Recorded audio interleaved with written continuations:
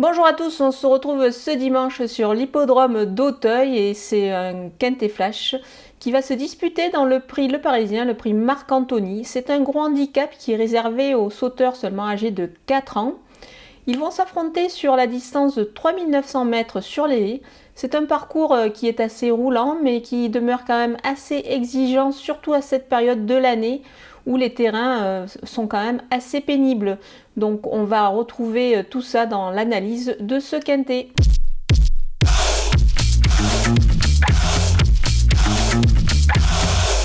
Sans plus attendre, on va attaquer avec les bases de ce quintet plus. C'est le numéro 4, Baronne du Berlay. Je la voyais gagner le quintet du mois de septembre. Elle terminait seulement à la 6e place, mais elle se comportait pas mal du tout. Depuis, elle a accusé pas mal de progrès. Elle a terminé notamment à la 3e place du quintet plus référence le dernier coup. 3e justement de Eol Black et Valentine qu'elle va retrouver ici. Moi j'ai vraiment bien aimé sa prestation, je la pense sur la montante, elle a gagné en expérience et surtout la distance plus longue, 3900 mètres cette fois, va certainement l'avantager car elle s'était vraiment très bien relancée pour finir. Le numéro 3 justement, Valentine, qui va retrouver sa rivale, avait très bien couru elle aussi ce jour-là, avec une belle 2e place. Elle avait précédemment gagné un quintet plus face aux seules femelles.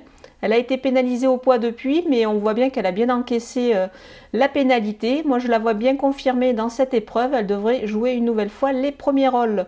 Le numéro 5, Six One, reste malheureusement sur une chute. C'était dans un gros handicap similaire. Il était encore bien en course ce jour-là. Il est tombé au bout de la ligne d'en face. Moi, je le trouvais encore bien, pas mal du tout. Donc, je pense qu'il devrait pouvoir se racheter. Et je vous conseille justement de le reprendre en grande confiance. Du côté des opposants, on part sur le numéro 6, Air Commodore. C'est la ligne directe avec mes favoris dans cette épreuve. En effet, il terminait dans la bonne combinaison du dernier quintet référence. Je pense qu'il devrait pouvoir répéter dans cette épreuve. C'est un bon sauteur, il est régulier, il a encore son mot à dire pour les places. Le numéro 13, Picalina, m'a laissé une très très belle impression lors de sa récente victoire. C'était dans une 2e épreuve d'un gros handicap. Maintenant, là, elle doit franchir un cap avec une pénalité encourue ce jour-là. Mais je pense qu'elle est capable, elle a de la marge. Et puis surtout, je pense que le terrain qui s'est assoupli ne devrait pas du tout la déranger. Le numéro 1, Eol Black, c'est tout simplement le gagnant du dernier gros handicap quintet réservé à cette génération. Il s'imposait plaisamment. Il a pris 4 kilos sur cette tentative, sur cette victoire. Je pense que ça s'annonce un petit peu plus dur maintenant pour justement disputer une nouvelle fois la victoire. Il va se contenter d'une place, mais il en est fortement capable. Le numéro 7, Henri le Farceur, c'est encore une fois la ligne directe du dernier gros handicap disputé par les 4 ans. Je pense qu'il devrait pouvoir répéter dans cette épreuve. C'est un cheval qui a démontré pas mal de moyens. Il est régulier, il a encore son mot à dire ici pour une place. Mon coup de poker, c'est le numéro 12, Highline Great. C'est un cheval qui a de sacrées lignes gagnantes. Il a notamment devancé Air Commodore qu'il va retrouver ici. Et il a aussi battu un certain Becca Thunder qui s'était imposé au niveau lui aussi des gros handicaps. Donc ces lignes sont vraiment très intéressantes avant le coup. Maintenant certes le cheval effectue sa rentrée, il débute à Auteuil.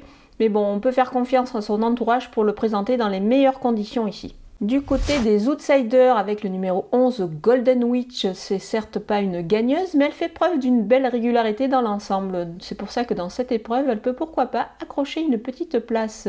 Le numéro 9, Extra Well du Porto, elle sait tout faire et est stiple. Elle a d'ailleurs la même valeur en 57,5 dans les deux spécialités, ce qui démontre son éclectisme. Dans cette épreuve, elle peut pourquoi pas également aussi accrocher une petite place. Le numéro 14, Endless Risk, c'était pas mal du tout lors de ses débuts à Auteuil, 2e, mais dans un handicap quand même moins relevé. Là, c'est un cap à franchir, donc on peut le voir un petit peu plus en retrait. Le numéro 2, Santo Domingo, il a partagé le succès avec un très bon cheval au printemps. Après, ça c'est un petit peu compliqué, sa valeur est quand même assez élevée dans ce gros handicap. C'est pour cette raison que je le vois un petit peu plus en retrait. Il va avoir du mal à porter cette lourde charge. Le numéro 8, Surston, avait réalisé un excellent meeting de Cagnes l'hiver dernier. Il avait d'ailleurs terminé à la 2e place du prix André Masséna, ce qui est une très très belle épreuve sur la Côte d'Azur. Au printemps, c'était un petit peu plus compliqué pour lui, notamment à Auteuil. Depuis, il a peaufiné sa condition en plat. On ne l'a pas revu sur les obstacles. Donc c'est pour ça que j'ai mis un petit bémol avec lui. Maintenant, je pense qu'il peut préparer également le meeting de Cagnes qui se profile à l'horizon. C'est pour cette raison que je l'ai mis un petit peu plus bas dans ma sélection. Le numéro 10, Dinosaure, lauréat de la deuxième épreuve d'un gros handicap. Là, du coup, sa pénalité au poids lui l'handicape un petit peu dans cette épreuve. C'est pour cette raison également que je lui vois une chance un petit peu plus secondaire. Au niveau des délaissés, ils sont nombre de 2 avec le numéro 16, Rock of Silver, qui découvre Auteuil. Il a démontré quelques moyens sur les haies en province. Maintenant, ça s'annonce à mon avis un petit peu plus compliqué pour lui dans cette épreuve.